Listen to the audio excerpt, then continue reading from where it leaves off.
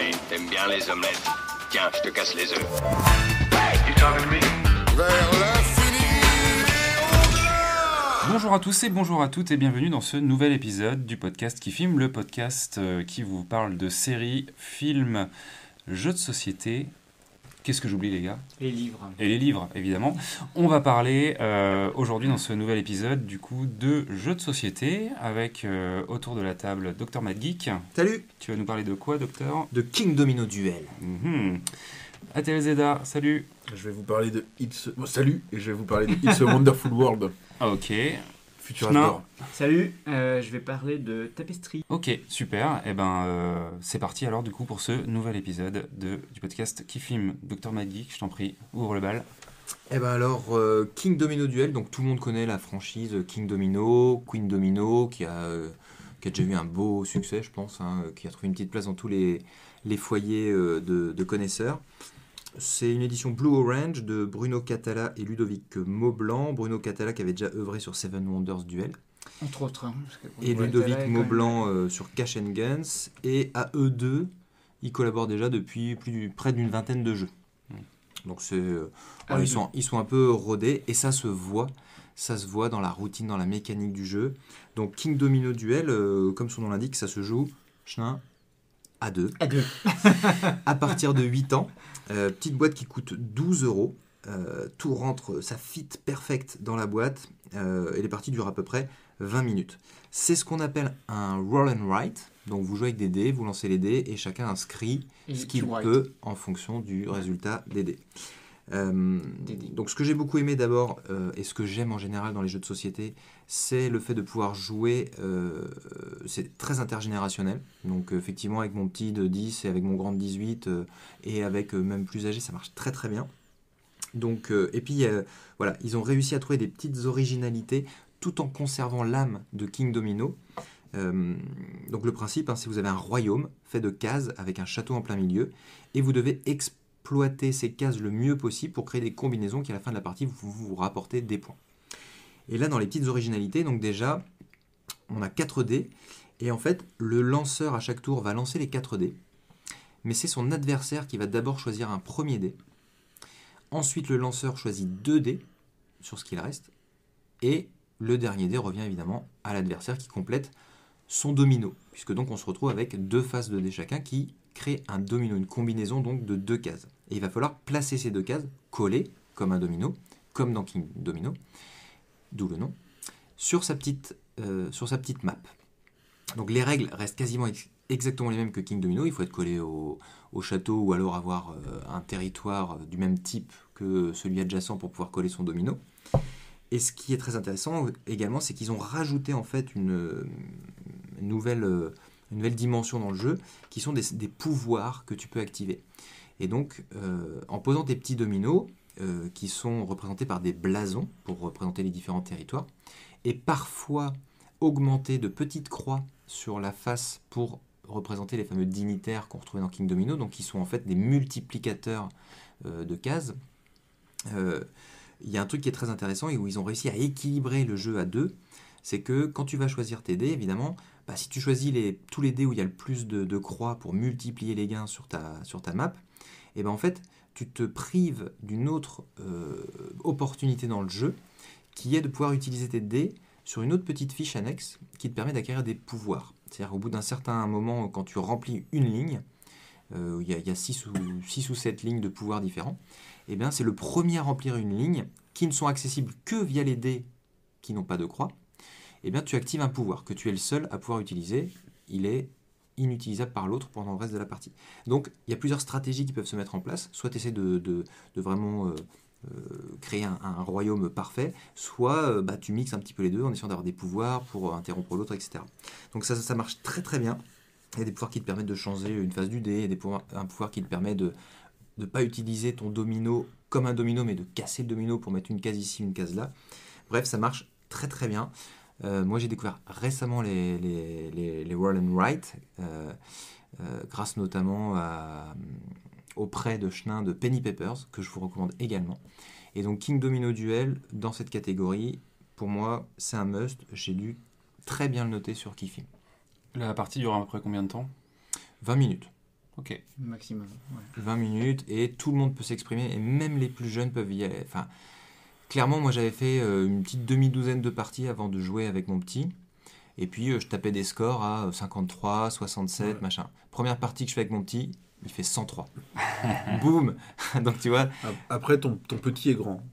Oui, mon petit de 10 ans est grand. À noter que, globalement d'accord avec ce que tu dis, je suis un petit peu moins généreux peut-être sur l'aspect, il est très bien, il est bien, mais il est pas... Ouais, mais t'es un plus gros gamer. Il n'est pas au niveau de King Domino, mais par exemple King Domino, les 2 personnes avec qui j'y joue le plus, ce sont mes filles de 6 ans, alors que clairement je peux pas les faire jouer à King Domino Duel. Non, c'est vrai. C'est pas possible. Il n'a pas l'accessibilité de King Domino. Il lui manque, pour moi, le petit côté fun de King Domino. Il a perdu un peu de sa superbe au passage en jeu de dés. Après, il a perdu de sa superbe. Ça reste une super adaptation. Ouais, ils ont un hit, ils en font un jeu de dés. Ouais. Et franchement, ça reste un super c'est jeu de dés. exactement ça, que tu peux caser entre 2 gros jeux. C'est un tout petit jeu que t'emmènes partout voilà. et tout. Et ça coûte 12 €. Oui. Franchement, pour le matos, c'est super honnête. Mais là, on a une apparition en ce moment donc, du Roll and Ride qui est à la mode, et donc du jeu à 12 € ou des trucs comme ça. Le gros concurrent direct, que moi j'ai acheté en même temps, mais Christophe connaît depuis beaucoup plus longtemps, qui est très futé, ou vraiment très futé, où t'es dans vraiment du jeu de dés avec plein de possibilités et une absence totale de thème, reste, à mon avis, un meilleur jeu de dés. Ok. Comment ça s'appelle ? Vraiment très futé. Vraiment très Un futé. jeu allemand, là, pour le coup. Ok. Et c'est Deutsche je suis Qualität. d'accord avec ça. En fait, on est vraiment dans une mode des jeux de dés comme ça.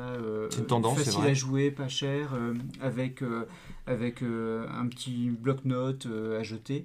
On a aussi Railroad Inc., je crois, que tu as Ouais, testé, Railroad Inc., et qui a excellent. l'avantage en plus de ne pas gâcher du papier, parce que tu peux Ardoise, effacer. effaçable, C'est une ardoise, excellent. tu effaces ce que Excellent. Moi j'adore. donc Avec une t'as extension, Penny Papers, t'as Welcome, Ouais, où c'est ce tu que- n'as pas de dés. C'est ce que mais j'ai tu dit. as des Un jeu de cartes. dés auquel il faut jouer, c'est Welcome, parce qu'il n'y a pas de dés. Ouais, Alors- on en reparlera si on ne l'a pas encore chroniqué, parce que c'est Alors, vraiment. en fait, j'ai dû le faire, je C'est crois. vraiment C'est super. c'est normal, je trouve que ces jeux ont autant de succès en ce moment parce qu'ils sont faciles à sortir.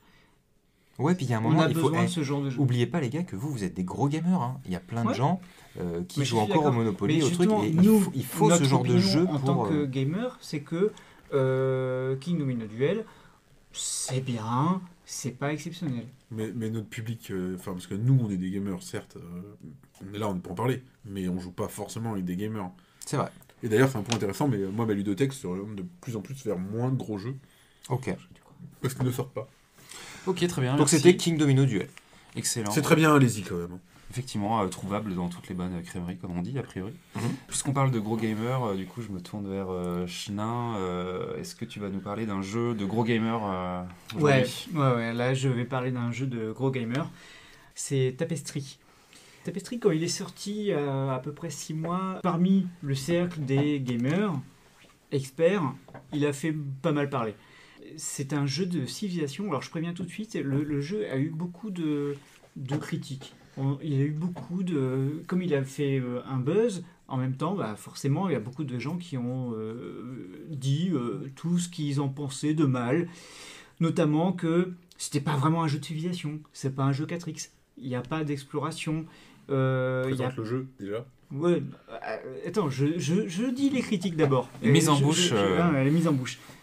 Je voudrais en dire du bien, donc je dis d'abord ce que les gens disent de mal. Il n'est pas cohérent, on n'est pas dans un ordre chronologique par exemple. Et puis il y a aussi un mélange de mécanismes qui peut être perturbant au début, parce qu'on peut gagner des points sur plein de trucs différents. Il y a un petit côté Tetris, il y a un petit côté civilisation, il y a des postes de cartes et tout. Bon. Alors pour faire le pitch du jeu, rapidement. On a un gros plateau commun au milieu, et puis un petit plateau, chacun de son côté, avec sa civilisation un peu imaginaire. Par exemple, on a une civilisation qui s'appelle les fêtards. Chaque civilisation a un petit bonus particulier, et puis on a un petit terrain qui correspond à quel endroit on va bâtir notre capitale. Dans le jeu, on va avoir 4 pistes de développement qui vont être le côté militaire, le côté exploration géographique, la science et la technologie. Donc ça paraît assez logique, c'est assez classique. Ouais. Assez classique. Et en même temps, on ne va pas retrouver quelque chose du genre civilisation. pour ceux qui connaissent le jeu vidéo, qui est aussi un jeu de société, on n'a pas du tout ce côté-là. On n'a pas non plus un truc simple du genre risque, même si sur le plateau, on peut aller un peu faire chier les autres, mais il n'y a pas de guerre, il n'y a pas de lancer de dés, c'est assez simple. Mais par contre, il y a plusieurs éléments qui sont assez originaux. Et je trouve que ce qui est le plus original dans le jeu, c'est qu'on ne va pas forcément jouer au même rythme. C'est-à-dire qu'en fait, le jeu est rythmé chacun de son côté, avec, à un moment donné, on a fini notre manche, mais on ne le fait pas tous en même temps. Et ce qui fait qu'on ne va pas finir le jeu tous en même temps. Avec toutes les critiques qu'on peut voir, et avec le côté mécanique, ou alors un peu complexe, hein, c'est quand même un jeu complexe, hein, c'est pas un jeu qu'on explique en 10 minutes. Hein. C'est plutôt un jeu qu'on explique en 40 minutes. Ok. Moi, ce que j'ai beaucoup aimé, c'est que il est très stratégique, il est très malin, mais au final, j'ai pas besoin d'expliquer vraiment beaucoup. J'y prends du plaisir en fait. Et je suis pas le seul. En famille, on y a pris beaucoup de plaisir. Et mon grand ado de 14 ans maintenant, il y prend beaucoup de plaisir. Il veut jamais rater une partie, ce qui n'est pas le cas de tous les jeux, hein, vraiment loin de là. Et puis on a une interaction dans le jeu, mais on n'en a pas trop. Donc elle est équilibrée. Enfin, moi je trouve que c'est un jeu intelligent. Il y a un beau matériel. Alors il y a un petit hic, c'est son prix. Si on l'achète au prix fort, il est quand même à plus de 90 €. D'accord, ok. Alors, moi Docteur j'ai Magic. répondu à l'invitation de Chenin pour faire une Tester. partie. J'ai passé une excellente soirée, mais j'ai trouvé le jeu vraiment pas terrible. C'est-à-dire que, moi je suis pas un gros gamer, donc c'est normal, ça rentre aussi dans le jugement, bien entendu, mais ce que je lui reproche, c'est justement qu'il n'y a pas d'histoire. Et moi je fais partie des storytellers. Moi, si tu me racontes pas d'histoire, je me fédère pas autour d'un truc, quoi. Mais quand même, t'es à 4 autour d'un truc, moi j'ai eu l'impression de jouer tout seul. Aucune interaction avec les trucs d'à côté. Mais plus que ça, j'ai rien compris de ce que je faisais. C'est-à-dire, pour moi, j'ai trouvé que ça n'avait aucun sens. C'est-à-dire qu'il n'y a pas d'histoire. Comme il dit, il n'y a pas de civilisation, de trucs. Tu fais des trucs, on te dit, ouais, là, tu vas vers les sciences, là, tu vas vers les trucs. Mais à aucun moment, c'est cohérent. Ça prend pas corps devant toi sur ta petite tablette et tout ça. Donc j'ai trouvé ça... moi, je l'ai subi un petit peu. Alors, je me voyais progresser. Mais tu sais, c'est aussi ce genre de jeu où en fait tu marques les points aussi à la fin du truc. Donc au fur et à mesure, tu marques des points comme ça, tu fais tout le tour du plateau, un peu à la Les Aventuriers du Rail, quand tu comptes les points machin. Et là, tu dis, ouais, c'est super. Et à un moment, j'envoie un selfie à ma copine en disant, wouh, on est les winners, parce qu'on était tout devant. Et en fait, les autres n'avaient pas fini de compter leurs points. Et même pire que ça, moi j'avais fini la partie et les autres étaient encore en train de jouer en fait. Donc ils faisaient encore plusieurs tours. Et là, je me suis retrouvé, mais laisse tomber, hein, j'ai 36e en dessous. C'est l'effet première partie en même temps. Alors oui, mais un effet première partie, c'est celui-là. Et c'est dommage. Au-delà de l'effet de première partie, tu as un aspect aussi mécanique de gros jeux. C'est-à-dire que quand tu connais pas les mécaniques de fond des gros jeux et trucs comme ça, tu peux être perdu. Tu vois, il y a des pistes, il faut aller par-ci, il faut aller par-là. On est d'accord. Dans beaucoup de gros jeux. On est d'accord, mais sur Terraforming Mars, tu comprends exactement quel est le but, ce que tu es en train de faire, etc. Ah, mais tu parles peut-être du meilleur gros jeu des dernières années. Ah bah ouais, mais alors s'il y en a des meilleurs, autant le faire. Parce que moi, je mets pas 90 balles dans un jeu où je comprends rien, quoi. Et où je joue tout seul à 4. Non, Okay. mais alors bon... Un mot pour conclure, Chenin. Un mot pour conclure. Non, mais je vais le noter, tu vois. On va faire baissant de la note. Ce qu'il faudrait peut-être que tu le retestes. Il n'y a pas de Sans qu'il en ait figurines. envie. 90 balles, il n'y a Si pas de t'en- figurines. Mais si, il y a des figurines, il y a des bâtiments. Il y a des bâtiments Il y a qui des sont bâtiments. sympas. Non, mais j'entends les critiques, on a le droit de ne pas apprécier, il n'y a pas de problème avec ça. Et je comprends aussi ce que dit Guillaume. C'est vrai que si tu n'es pas habitué à ce genre de jeu, c'est compliqué de rentrer dedans. En même temps, je pense que tu as quand même pris un petit peu de plaisir à faire ce truc. La soirée, Parce que le c'était... jeu en lui-même, c'est pas ce qui m'a Transcendé. ravi. Voilà. Ok. On enchaîne. Donc effectivement, bilan contrasté pour Tapestry. Qui, Peut-être à essayer pour les gros joueurs, mais à pas- tester dans l'univers du 4X. Pas un jeu pour découvrir les gros jeux, quoi. Ok. Eh bien, puisque tu as la parole, du coup, à LTLSDA, qu'est-ce que tu vas nous présenter ce soir? Ben, moi, je vais vous présenter le futur As-d'Or 2020. Ah. Le top du jeu. Attends, Bon, il n'a pas encore gagné. C'est une prédiction. C'est pas aujourd'hui a été annoncé les 12 sélectionnés pour l'As-d'Or. Il Donc en fait l'As-d'Or, partie. l'As-d'or, c'est c'est Cannes. le prix du Festival de jeux international de Cannes. Donc un événement qui est le deuxième plus gros événement en termes de jeux de société Après en Europe. Essen. Après Essen. Et il est dans la liste des nominés. Il a déjà gagné le Trick Track d'or, Trick Track étant le gros site des jeux de société en France. Après qu'il filme. Je mettrais peut-être voilà, je mettrais peut-être un billet dessus, un petit billet. Bon, il y a des bons trucs dans la sélection aussi, mais c'est le jeu qui cartonne en ce moment. Alors, est-ce que c'est bien? Alors, donc, It's a Wonderful World.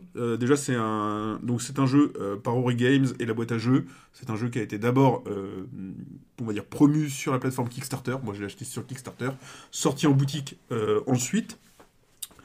Pour un 1 à 5 joueurs sur des parties de 45-60 minutes. Alors la boîte est énorme, je vous l'ai montré tout à l'heure, on est vraiment sur du gros costaud. Par contre, voilà, partie courte, hyper maîtrisée.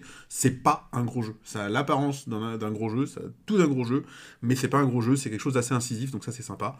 À partir de 14 ans, oui, clairement, je vais pas y faire jouer mes enfants tout de suite.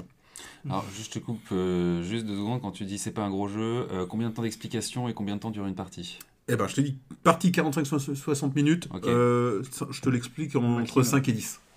Ok. On est sur des parties courtes et on est sur des temps d'explication courts. Donc Ça, c'est cool. c'est intéressant. C'est un jeu... alors, je finis. Juste, c'était auteur Frédéric Guérard, donc un français, c'est un jeu français. C'est l'auteur de Clash of Rage, que je connais pas, j'y ai pas joué, mais qui est un jeu qui est assez connu. Et dessinateur Anthony Wolf, qui est le dessinateur de 1. Que par contre, je n'ai pas particulièrement apprécié. Mais bon, ça parlera peut-être à d'autres. Je vous présente le mécanisme. Donc, un jeu de draft à la Seven Wonders, mais beaucoup plus précis. Dans Seven Wonders, vous allez drafter des cartes et vous allez partir un petit peu dans tous les sens, faire du développement, faire du combat, ou etc. Alors que dans It's a Wonderful World, quand vous draftez vos cartes, vous vous retrouvez avec des cartes que vous avez choisies, relativement. Et en fait, pour chaque carte que vous avez sélectionnée, vous allez soit la construire, soit la défausser. Si vous la construisez, il va falloir payer des ressources pour qu'elle arrive à un statut terminé. Et ces ressources, vous les gagnez, en fait, notamment en défaussant d'autres cartes. Donc, par exemple, vous choisissez un bâtiment, il vous faut 3 métaux pour le faire, et ben vous allez pouvoir peut-être défausser 3 cartes métaux qui vont vous donner ces ressources pour construire l'autre bâtiment. Donc, c'est toujours très précis sur qu'est-ce que je garde et qu'est-ce que je draft. Sachant qu'en plus, la partie se joue en 4 tours ou 5 tours, c'est extrêmement rapide. Si vous partez, vous prenez trop de projets, vous ne les finirez pas. Parce que vous n'avez pas drafté assez de choses. Si vous draftez tout, vous n'aurez pas de points. Donc, vraiment, le mot-clé du jeu, c'est la précision. L'objectif, au bout de 5 tours de jeu, en gros, c'est d'avoir construit tous vos projets avec pile-poil les ressources que vous avez gagnées. Et en gros, il ne vous reste pas de ressources, il ne vous reste pas de trucs, c'est que vous avez bien joué. Donc, on est vraiment sur quelque chose qui est extrêmement bien calibré. C'est top. Ça demande, en temps d'appréhension, ça demande un tour de table. Donc, est-ce que la première partie, vous êtes un petit peu désavantagé? Pas forcément. J'ai fait une partie avec quelqu'un qui avait senti qu'il avait raté le premier tour parce qu'il n'avait pas compris le mécanisme, mais moi, c'était ma 4e partie, et je m'étais voté comme lui. J'ai fait la même erreur. Donc, il n'y a pas un gros désavantage, parce que, de toute façon, c'est du draft, donc si vous avez une carte que vous ne comprenez pas, vous la montrez à tout le monde, vous posez la question, les gens vont vous répondre, parce que de toute façon, les cartes, ils vont les voir après. Donc ça, c'est hyper facile en main, et pour ça, c'est vraiment un super jeu. Et avec des mécanismes qui sont vraiment, mais c'est au cordeau. C'est précis, c'est carré, c'est simple, il n'y a pas de fioritures, ça part pas dans tous les sens, donc c'est très bien. Là où ça va pas te plaire, Glenn, c'est que par contre, le thème est complètement froid. C'est hyper bien illustré, ils ont créé une petite histoire, c'est dans le futur... Il y a 2 grandes compagnies qui machin, tout ce que tu veux. Les illustrations sont hyper fines, il y a des petits détails dedans, des petites blagues, des petits easter eggs, des références ou des trucs comme ça. Mais t'es pas obligé de les regarder en fait, parce que tu t'en fous. C'est un jeu mécanique. Donc il y a une super mécanique, mais que tu ignores complètement pendant la partie. À la différence d'un Seven Wonders, où vu que t'as ta merveille sous les yeux que tu construis petit à petit, t'es comme un peu immergé. Là, clairement, c'est pas le but. Mais... encore une fois, ça ne gêne personne. Parce que le mécanisme est tellement bien rodé que c'est un jeu de cartes qui marche hyper bien, donc tu joues aux cartes. Quand vous faites une bataille, ou peut-être pas une bataille, mais une belote, un tarot, vous vous éclatez parce que le jeu de cartes est excellent. Et ben dans It's a Wonderful World, le jeu de cartes est excellent, le mécanisme est parfait, et le thème, il passe à l'arrière-plan. Donc mon avis, vous l'avez compris, franchement c'est excellent. C'est vraiment très très bon, ça se prend hyper bien en main, c'est incisif, donc on s'éclate direct à faire son petit truc. Vu que vous échangez les cartes avec les voisins et tout, vous devez essayer de pas leur passer les cartes qui pourraient les intéresser. Des fois, vous allez vouloir une carte, mais votre voisin, il y a une carte, faut surtout pas qu'il l'ait, parce que sinon il va prendre, 25 points d'un coup, donc vous allez devoir la garder pour la défausser, pour que lui, il l'ait pas. Donc vous êtes pas tout seul vous êtes tout seul à construire votre truc, mais si vous regardez pas ce qui se passe autour de vous, vous allez peut-être passer des trucs hyper intéressants. Là, on est dans du Seven Wonders, c'est pareil. Le pouilleux aussi. Ça peut pas. Et donc voilà, et surtout, donc voilà, ils ont réussi à en faire un jeu avec une durée hyper contenue. Combien de joueurs? 1 à 5. Donc moi ayant la version Kickstarter, j'ai plein de scénarios pour jouer en solo, donc il paraît que ça marche très bien en solo. Je l'ai pas testé, je sais même pas si je le testerai parce que c'est pas trop mon truc. Par contre j'ai joué à 2, j'ai joué à 3, j'ai joué à 4 et rien à dire, même à 2 c'est bien. Donc, question qui fâche, à combien s'élève le prix de cette petite merveille? Ça dépend. Alors moi j'ai acheté sur Kickstarter, j'ai dû la payer environ 50 balles et des brouettes. C'est pas si gros. La boîte est un peu pleine de vide, hein, honnêtement. Et en fait, parce que la version Kickstarter que vous avez vue, il y a plein de jolies boîtes de rangement et tout. Tu vires toutes les boîtes de rangement, tu mets ça dans des petits sachets, tu divises par 2. D'ailleurs, clairement, moi, maintenant, si je savais, j'achèterais la version magasin et pas la version Kickstarter, puisque la version Kickstarter, c'est surtout les aspects pour un seul joueur. Bon, après, je suis assez content aussi de me dire, je l'ai fait. Oui, c'est une belle pièce. C'est la promotion du jeu. Donc et voilà. des créateurs. Mais je pense qu'en magasin, il doit pas être hyper cher. Je connais pas le prix, mais il doit pas être très très cher. Voilà. À savoir, l'extension est déjà apparue. Elle est sur Kickstarter en ce moment. Elle me tente beaucoup parce qu'elle apporte. Mais par contre, pour le coup, je vais pas me faire avoir. Je vais pas la Kickstarter. Je l'achèterai parce que de toute façon, la boîte à jeux, c'est Kickstarter d'abord, magasin après. Donc vous reviez pas dessus obligatoirement. Par contre, si vous avez l'occasion d'essayer, même s'il n'a pas l'As d'or, c'est un des jeux de l'année.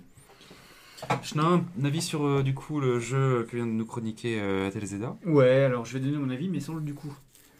C'était en trop, c'est pas grave. Donc, Wonderful World, je suis d'accord, c'est un bon jeu. Après, pour faire le côté un peu négatif, pour dire un petit peu du mal, parce qu'il faut creuser, il faut chercher. Bon, c'est quand même, il n'y a pas grand chose, quoi. Ça reste un jeu assez mécanique. Il y a l'interaction, je suis d'accord, le draft ça fait en général de l'interaction. Moi ce qui me dérangerait c'est plutôt le côté, toi qui a en plus à Atelzeda une tendance parfois à chercher la cohérence dans les jeux, là on est sur quelque chose qui peut être un peu, je sais pas, uchronique ou... Enfin, t'as l'impression que t'es sur un thème un peu SF, et puis d'un seul coup, on va te sortir une carte, le trésor de Rakam le Rouge, je sais pas, des trucs comme ça. Bah ouais, mais tant qu'on l'a pas pas trouvé, tout, le trésor, même dans le Turfu, c'est toujours le trésor de Rakam le Rouge. Des cartes de ce genre-là, je te jure. Et là, je me suis dit... C'est des bâtiments? C'est que des bâtiments? Non, je te montrerai. Alors, on vous dira dans le prochain podcast qui a raison. Mais alors, du coup, à votre avis, est-ce que dans ça... C'est pas important, moi ça me dérange pas, ça enlève pas le côté intéressant du jeu. Intéressant dans sa mécanique. Mais, et là, pour aller dans le sens aussi de ce que dit Dr Mangeek, il n'y a pas d'histoire. C'est sympa, c'est agréable. Un peu comme un Splendor. Alors, c'est justement, exactement ce que je dis. Ouais. Ouais, justement, mais moi j'aime bien ce genre de jeu. Mais simplement, tout le monde ne va pas s'y retrouver. Chenin et Atelzeda, en un seul mot, oui ou non, je vais vous poser une question. Est-ce que dans sa catégorie, c'est le meilleur jeu, actuellement? Actuellement, dans les jeux qui sont sortis récemment, en ou un dans seul tous mot, les jeux. est-ce que actuellement dans sa catégorie, dans son type, là, dans sa mécanique, c'est le meilleur jeu? Alors, non. Oui, parce qu'il n'y en a pas d'autres. Non. Voilà, très bien, ce sera le mot de la fin du coup. Faites-vous votre propre avis, retrouvez nos chroniques jeux de société sur le site Kifim pour découvrir toute la sélection qu'on vous propose et puis découvrir plein de jeux comme ce soir. Et nous, on vous retrouve dans le prochain épisode du podcast qui sera dédié aux livres et bandes dessinées. Et on vous dit au revoir. À bientôt, salut. Au revoir.